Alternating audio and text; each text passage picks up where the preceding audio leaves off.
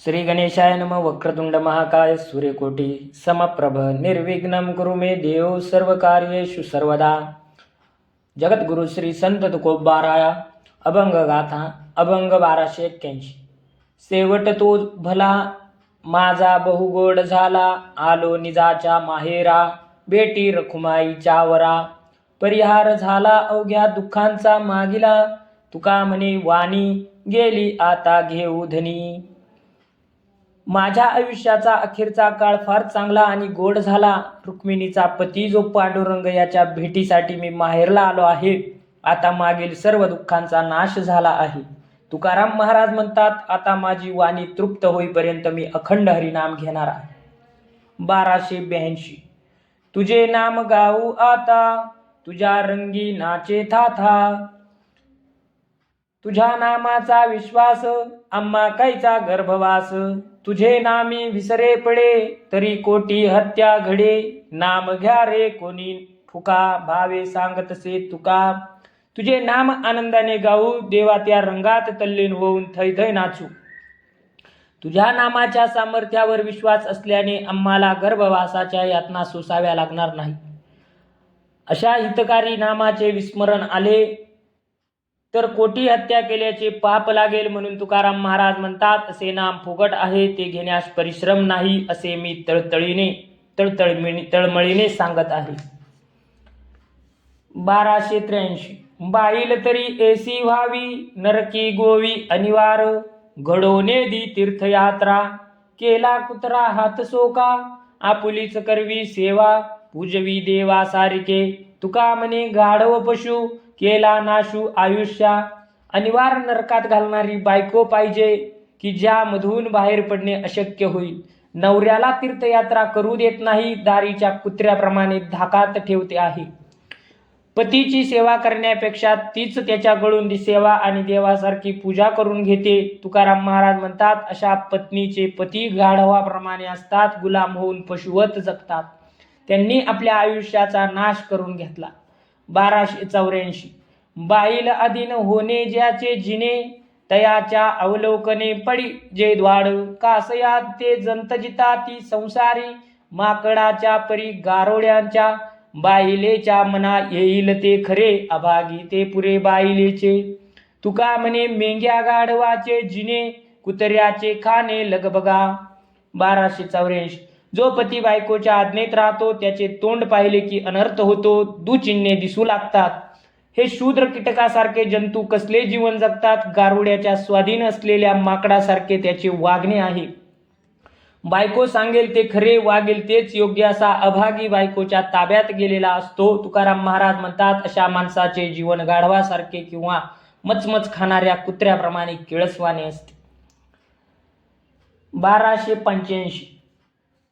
जगी मान्य केले हा तुझा देकार, की काही विचार आहे पुढे. करीतो कवित्व जोडितो अक्षरे, येणे काय पुरे झाले माझे. तोवरी हे माझी नसरे करकर, जो नवे विचार तुझ्या मुखे. तुका म्हणे तुझ पुंडलिकाची आन, जरी काय वचन करीसी मज. 1285. हे विठ्ठला, माझे अभंग काव्य जगी मान्य करून तुम्ही माझा मोठा सन्मान या जनात केला. ही देणगी दिल्याबद्दल आम्ही उपकृत आहोत. याशिवाय आणखी काहीही देण्याचा विचार आहे. आपल्या आज्ञेप्रमाणे अक्षराची जुळवाजुळव केली, त्याने माझे काव्य पूर्ण झाले का. माझ्या योग्यतेबद्दल जोपर्यंत तू आपल्या मुखाने उलगडून सांगत नाही, तोपर्यंत तुझ्या मागची कटकट संपत नाही. तुकाराम महाराज म्हणतात, देवा मला कशापासून वंचित ठेवाल, तर तुम्हाला पुंडलिकाची शपथ आहे. 1286. झड मारोनिया बैसलो पंगती, उठविता फजित दातयाची. काय ते उचित तुम्हाला कान कळे, का ओझा का डोळे पांडुरंगा. घेईन इच्छेचे मागोनी सकळ, नाही नवे काळ बोलायाचा. तुका म्हणे झालो गगनाधिकारी, नाही लोक परिलाज देवा. अरे दातारा, तुझ्या दारीचा पंक्तीत मी झडप घालून बळेच संतांच्या पंक्तीत घुसलो आहे. याकरिता तू मला उठवून देशील तर तुझी फजिती होईल. अहो पांडुरंगा, अशा वेळी काय करणे योग्य आहे हे तुम्हाला कळत नाही का. तुम्ही मुद्दाम दुर्लक्ष करता. मला पाहिजे ते मी मागून घेईल. मला नकार देण्याची ही वेळ नाही. तुमच्याकडून सन्मान मिळवण्याच्या योग्यतेचा मी आहे, या बाबतीत मला लोकलाजेची पर्वा नाही, असे तुकाराम महाराज म्हणतात. 1287 माझ्या वडिलांची मिरासी गा देवा, तुझी चरण सेवा पांडुरंगा. उपवास पारणी राखिला दारवंटा, केला भोगवटा आम्हा लागी. वंश परंपरा दासमी अंकिता, तुका मोकलिता लाज कोणा. पांडुरंगा, तुझी सेवा ही माझ्या पूर्वजापासून चालत आलेली वतनदारी आहे. पूर्वजांनी उपवास पारणे तुझ्या संबंधीचे व्रते करून तुमच्या दारीचा महिमा जतन केला आणि तुझ्या भक्तीची संपदा उपभोगण्यासाठी आम्हाला दिली. मी त्या पूर्वजाचा वंश परंपरेने तुमचा सेवक आहे. तुम्ही माझी उपेक्षा केली तर त्याची लाज कोणाला येईल, तुम्ही सांगा, असे तुकाराम महाराज म्हणतात. 1288 ज्याच्या मुखात नामनवदे ज्याची वाचा, तो लेख दो बापांचा. हेची ओळखी तयाची खून जाना अभक्ताची. ठावा नाही पांडुरंग, जाना जातीचा तो मांग. ज्यासी विठ्ठल नाही ठावा, त्याचा संग न करावा. नाम न म्हणे ज्याचे तोंड, तेची चर्मकाचे कुंड. तुका म्हणे त्यांचे दिवशी, रांड गेली मारा पाशी. 1288 ज्याच्या मुखात हरिनाम येत नाही, तो दोन बापाचा पुत्र आहे असे समजावे. आचरणात हरिभक्ती नसणे हे त्याची हीन वृत्ती आहे, याचे लक्षण आहे. ज्याला विठ्ठल दैवत माहीत नाही, त्याची संगत करू नये. जो पांडुरंगाला ओळखत नाही किंवा त्याला त्याची माहिती नाही, तो मांगाच्या जातीचा ठरावा. ज्याच्या मुखात हरिनाम येत नाही, ते तोंड नसून चांभाराचे चांबडे विझवण्याचे कुंड आहे. अशा नास्तिकांचा गर्भ आईच्या पोटात राहिला, तेव्हा त्याच्या आईने नवरा सोडून महाराशी शरीर संबंध केला असावा, असे तुकाराम महाराज म्हणतात. 1289 पतित मीराशी शरण आलो तुझ, राखी माझी लाज पांडुरंगा. तारियले भक्त न कळे तुझा अंत, थोर मी पतित पांडुरंगा. द्रौपदी बहिणी वैरी गांजियेली, आपणा ऐसी केली पांडुरंगा. प्रल्हादा कारणे स्तंभी अवतार, माझा का विसर पांडुरंगा. सुदामा ब्राह्मण दारिद्र्य पिढीला, आपणा ऐसा केला पांडुरंगा. तुका म्हणे मज तुझ शरण निज भावे, पाप निर्दाळावे पांडुरंगा. देवा, मी वंश परंपरेने तुझा सेवक असलो तरी पतित असून तुला शरण आलो आहे. आता माझ्या लज्जेचे रक्षण तुम्ही करा. देवा, तुम्ही असंख्य भक्तांचे रक्षण केले, तुझा अंत लागत नाही, पण मी फार पतित आहे, माझे कल्याण कर. आपली भगिनी द्रौपदी दुर्योधनाने तिच्या वैर्याने छळ केल्यावर तिला आपल्यासारखे चतुर्भुज केले. कौरवांच्या पंक्तीत द्रौपदी वाढत असताना चोळीची गाठ सुटली, तेव्हा भयभीत झालेल्या द्रौपदीला दोन्ही हातांनी गाठ बांधणे शक्य होईना, म्हणून अडचण ओळखून देवाने तिला 2 हात जास्त देऊन सहाय्य केले. देवा, प्रल्हादासाठी नरसिंह होऊन खांबातून प्रगटलास, मग माझे का विस्मरण झाले. सुदामा मित्र गरीब होता, त्याला तुम्ही आपल्याप्रमाणे श्रीमंत केले. तुकाराम महाराज म्हणतात, देवा, मी तन मन धन अर्पून तुला शरण आलो आहे, तुम्ही माझे पाप नष्ट करा. 1290 कस्तुरीचे रूप अति हिनवर, माझी असे सार मोलतया. आणि कै तैसी चंदनाची झाडे, परिमळे वाढे मोलतया. काय रूपे असे परिस चांगला, धातू केली मोला वाढतेने. फिरंगी आटितान ये 12 रुके, गुणे मोले विके सहस्रवरी. तुका म्हणे नाही जाती सवे काम, ज्याचे मुखी नाम तोची धन्य. कस्तुरी दिसायला मातकट रूपाची ही नसते, पण तिच्यात सुगंध असतो, म्हणून तिला महत्व आहे. चंदन वृक्ष सुंदर नसतो, पण सुगंधामुळे त्याचे मूल्य वाढते. परीस सुद्धा बाह्यकारी रूपवान नसतो, पण लोखंडाचे सोने करण्याचा त्याचा गुण बहुमोल असतो. तलवार लोखंड म्हणून आठवली तर त्या धातूचे 12 पैसे सुद्धा मोडीत येणार नाही, पण तिच्या धारतेमुळे ती 1000 रुपयाला विकत घेतील.